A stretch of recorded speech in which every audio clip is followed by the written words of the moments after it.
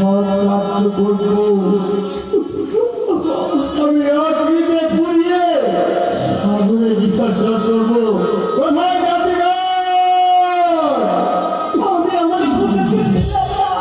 তুই তোমার খোকা তোর খোকা আমায় ডাকে। বাবা, তারা নীতিমানকে ডাকছো তুমি বলো।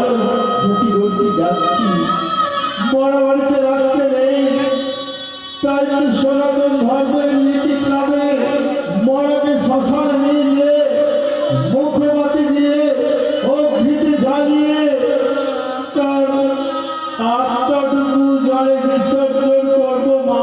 শ্বশুর বাবা,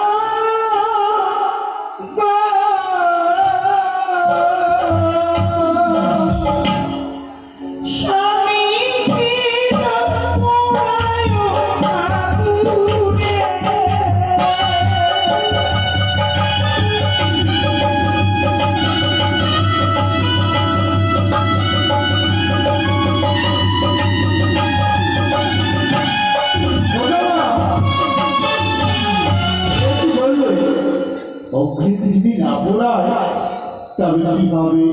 কথা বলে পড়িয়ে দিলে হবে ছাড়। ভাষাকে দেবতার আকায় যদি ফিরিয়ে পায় কি বলো?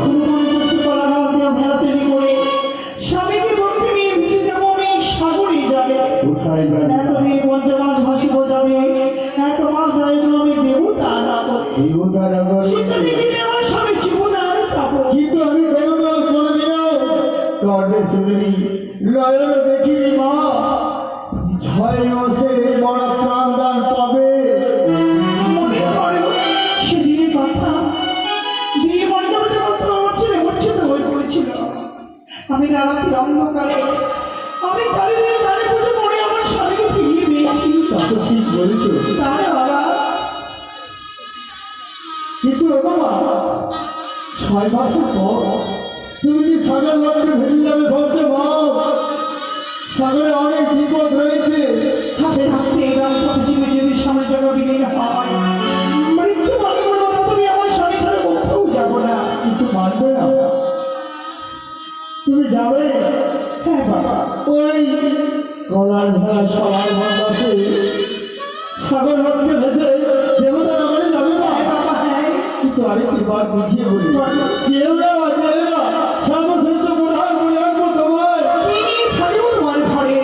স্বামী ব্রহ্মা, স্বামী বিষ্ণু, স্বামী মহেশ্বর, স্বামী মিলে নারী জাতি গতি নারীরা। স্বামী শঙ্কর, সন্মত্ত, স্বামী দেবতার, স্বামী তুষ্ট করে নারী, তুষ্ট চিরকাল। তা জানি মা জানি, কিন্তু যখন তুমি মানবে না, অষ্ট অলঙ্কার করে দিয়েছো পরিধান করে, তাই আমার ফিরিয়ে দাও। বেশ বাবা, তোমার দেওয়া গয়না তোমার কোনো লোক নেই। কিছু না, ওই আমার মাথা পাখিরে ও শ্বশুর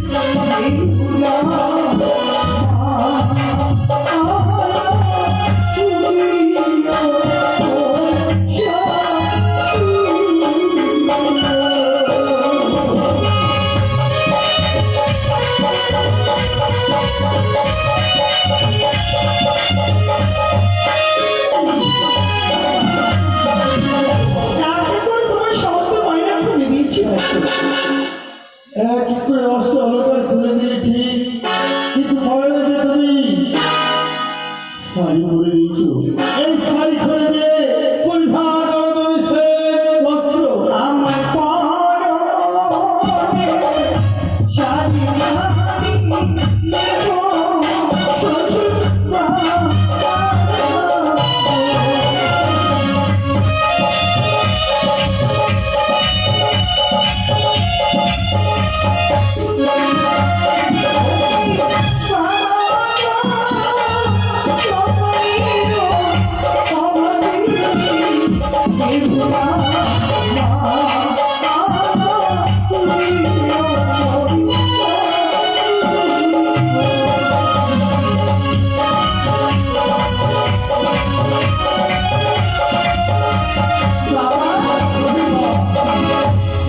বাবা